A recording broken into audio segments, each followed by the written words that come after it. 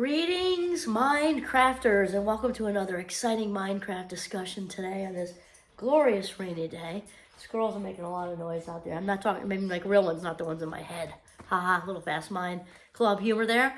My name is Kimberly Quinn, and I'm super pumped today to talk about sort of a combo of detaching from outcome, which we talked about a little bit before, and also that, one big thing that separates limitless people from everybody else. So, detaching from outcome can mean drama too. We've talked about that because whatever anybody else is doing, we're all moving around creating results, and whatever they're doing is not doesn't have to do with what we're doing. We can personalize it and everything, but it doesn't really go anywhere good. And we talked about when we have our needs out here, when we're dependent on it being attached to something turning out a certain way, that means we're only happy if that box is checked in that exact way, which is a much different story when we put our best feet forward, act as if, we've talked about that, act as if we've already got whatever said desires, the book you want to write, the business you want to start, the travel you want to do, the partner you like in your life, whatever.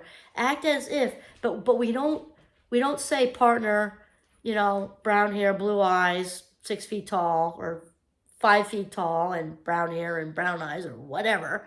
But just loving partner who we can, mutually beneficial, mutually loving, exciting, awesome relationship, but without putting all kinds of visuals as far as what that looks like, or that book you want to write, or that business you want to start, or maybe it's a monetary amount of money.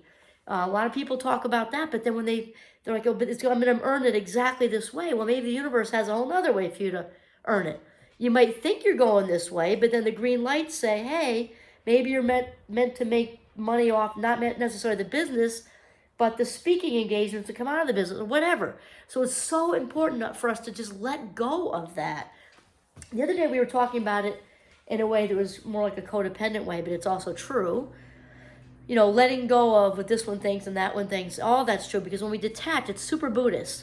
Then we separate away from all that stuff. So staying on track with detaching in this way, so, that heart's desire, that authentic desire, that meaningful, purposeful thing that you've just got to do. This is one of the things that separates limitless people from everything else, is the ability to be able to detach from what that looks like, and also they're doing whatever it is, passion, because they just can't not do it. Okay, that inner voice is talking to them. The green lights are showing up. They're embracing it. They're looking for it. They are in receptive mode. They are allowing. And they're also like, they're very, very hyper aware of their thoughts, which we all know when we think thoughts over and over again, they become beliefs. It's like thoughts, when they grow up, become beliefs. Well, the limitless crew takes it a step further into thoughts, thoughts, beliefs, and then knowing. Limitless people know that it is all going to work out, and that they don't have to know how. Who was I just watching a podcast about who was saying this? I want to say it was Earl Nightingale. I think that's it. Oh my God, I think it's him. So incredibly inspiring, because really, and you can turn that faith into, if you have a religion or whatever like that, but faith in the universe, faith in source, just know that it's going to work out and be open to how it's going to work out. That is sort of the main thing. And when we can do this, I wrote down a quote, and I have to also shout out to Wayne Dyer, one of my, I can't say, he's since passed, so just one of the best people. I would have loved to have lunch with him. Right up there with my dear friend Oprah, no question. And they knew each other too. Just amazing. And so Thoreau, when he talks about this detaching thing, Wayne Dyer talks about this detaching thing, he rattles off a quote by Thoreau, which sums it up very, very well. And I wrote it down just so I didn't mess it up. So Thoreau said, if you advance confidently in the direction of your own dreams and endeavor to live the life which you have imagined, you will meet with a success unexpected in common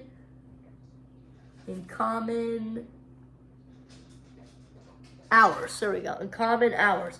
So, wow, it's going to have a little sneeze here. I'll be right back. Maybe not. A little allergy going on, which I didn't used to have. Anyway, okay, I think I'm going to say it again because I will sneeze and interrupt that. Excuse me, another one. Here we go, Thoreau. If you advance confidently in the direction of your own dreams and endeavor to live the life which you have imagined, you will meet with a success unexpected in common hours. I love that. So if you do what you love, the money will follow. That was what you call its book from the 70s or 80s. And it's just this. So limitless people just know this. Just advance confidently. You don't need to know how you're getting there. Just advance, because I love the confidently part. Not just advance, but advance acting as if. We talked about that the other day. Act as if. So it's kind of sort of fake it till you make it, which is a psychological theory that we know can work really, really well. Like with confidence, if you're not feeling confident, you fake it, act confident, and people around you are going to treat you as if you're confident. And we know this to be true. The acting as if brings it up another level because we're acting as if and bringing the feeling, the body feeling into it. So feeling that whenever it is that you want to work out, works out. Again, we're not nailing it down to how exactly it works out. Feeling as if this has already happened. Abraham Hicks talks about this too. She talks about you're already being done. You're already being done. So it's kind of a enjoy the ride situation. Be in receptive mode. So when we're in receptive mode, this means the path of least resistance. So it means to it does not mean to not put in effort. It means to be very aware of the green lights and the red lights. So we're getting to this place of allowing, trusting the universe, trusting source, God, however you say, that the universe knows what's best for you, not you. In fact, there's that joke, my synchronicity friend Tom says it. If you want to make the universe laugh or make God laugh, let her know your plans. Because it's just like we kind of like also the 12-step programs, obviously they're very focused on the higher power. I love the one-liners they have. And there's one in there that says, let go and let God. Like, just get out of the way, And listen to be in that place of receptivity and allowing. Because when we dig our claws in and try to have things our way, this builds resistance, and that just causes a mess. That causes more red lights to happen. Okay, so detach from outcome. Oh yeah, this is my example. Wayne Dyer used a different example because when we really can truly not care about the outcome, I mean, it has to be real, okay? I'm doing all this. I'm doing a presentation. Actually, I have a couple of them then. Okay, so because he used one about going on national television, and he had never been on national television. He said, forget it. He ended up on, I think it was Tonight shows, 3 in a row in 4 days or something like that. For me, I was doing a big gig at Penn State. It's the biggest one I've done. I've done a lot of speaking. That was a big, nice one. The people were awesome, and I just threw it at the wall. I usually do a nice little prayer thing before I go out on stage, and then just let it go. I just let it go, and it went so well. And as you know, when I talk about presentations, you know that my favorite part is the charge and also the end. When people come up and share their own stories and get involved and get really interact with me, I love that. So after the Penn State thing, I had more than a few people come up afterwards saying, can you come to our campus? Can you come to our campus? Can you come to our campus? I love this. I love that. Can you do the same one? Yes. Yay. So that's one example. It's similar to Wayne Dyer's. Not exactly national television, but I'll tell you, it was to me. I got the joy. I got enormous joy out of that awesome Penn State crowd. They were just lovely people. I go back there in a heartbeat. And then my other one, which my husband laughs because I write for Psychology Today, and after 90 days you go on the naughty list because you're supposed to write every 90 days, or they let you know you're still on there but you're not up front and whatever. So that's happened to me a bunch of times because I'm doing all kinds of things.